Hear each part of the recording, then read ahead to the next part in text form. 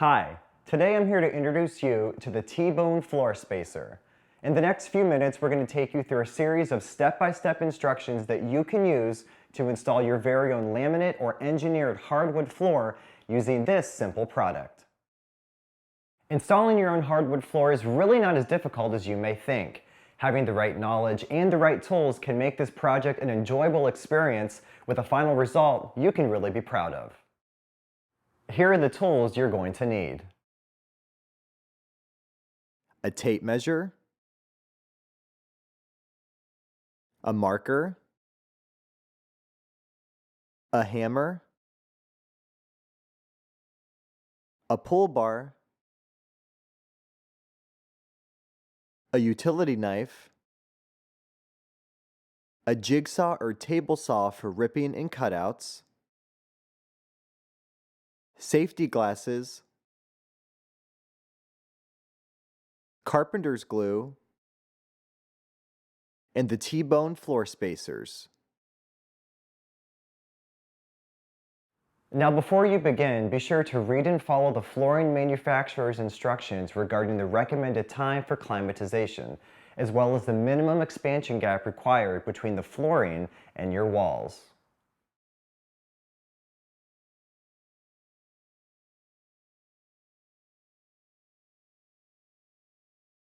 Now, the first thing you'll need to do is remove the baseboard along the walls.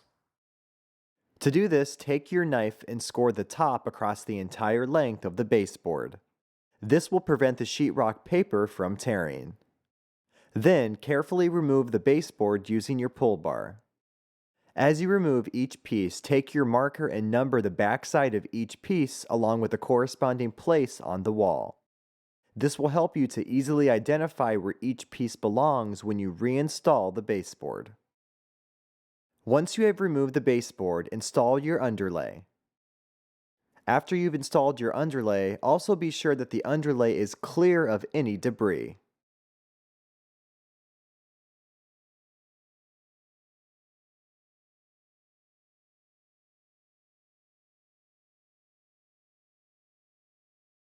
Now you're ready to lay out your first row. When you get to the end, you will need to cut the last piece to the correct length. Here's an easy way to mark the length of your last board. First, lay out your first row till you get to the last piece. When you get to the last piece, turn it over in reverse, holding it tight against the wall. Then, take your marker and mark the last piece at the end of the second to last piece to allow for your expansion gap. After you lay out the first row, click in your second row. Also, make sure as you install each row that you stagger the joints. This will make sure the first row is perfectly straight. Once you have laid out the first and second row, slide the laminate up against the starting wall. Is the wall crooked? Not a problem. Here's what you do. With the first and second row against the starting wall, measure and cut a scrap equal to the width of your largest gap. Then, run that piece along the length of the wall, marking the first row using your marker. Now when you place the first row, it will fit perfectly along the contour of the starting wall.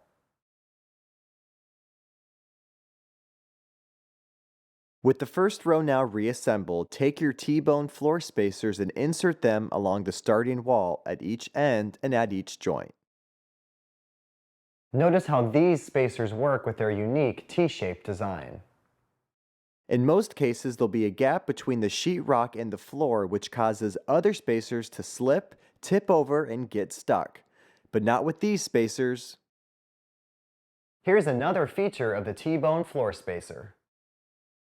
In the event you have to work around objects such as heat registers, which reduce the height of your working space, the T-bone spacer can turn over on its side to fit underneath. Notice with the T-bone floor spacer placed at the joints of the first row, there is no problem tapping against it. Everything stays put. This will save a lot of time and frustration. And when you are finished, the T-bone spacers are easy to remove. Now that you've completed your first row, you can fill in the rest of the open area. Again, remember to stagger the joints of each row.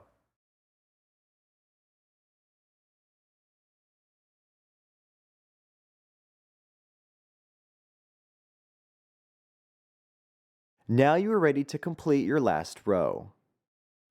To measure the width of your last row, lay out the pieces for your last row directly on top of the second to last row. Then, take a scrap piece of flooring to use as a guide and run it along the finishing wall with a marker.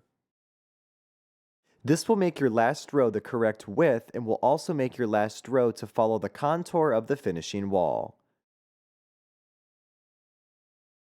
After marking the pieces, cut them as they are marked and install accordingly.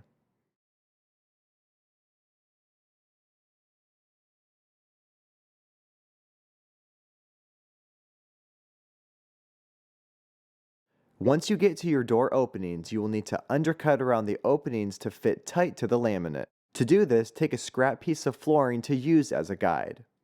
Usually when you go to place your last row around the cutout, you will not be able to lift your last piece to click it in. So here's what you do. First, carefully shave off the lip of the second to last piece using a chisel. Take your carpenter's glue and apply a small bead along the length of the board. Then, carefully slide in the last piece and tap it into place using a tapping block. Finally, secure the piece to the rest of the floor using a pull bar. Also, make sure you leave room for expansion between the flooring and the wall underneath the cutout.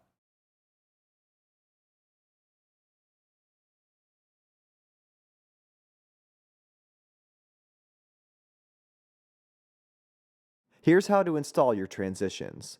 First, cut the last piece of flooring around the opening to allow room for your transition piece. Then, place your transition piece in the opening and mark the length around the opening and cut the transition piece as it's marked. Then, after applying an adhesive, take the transition piece and pop it into place.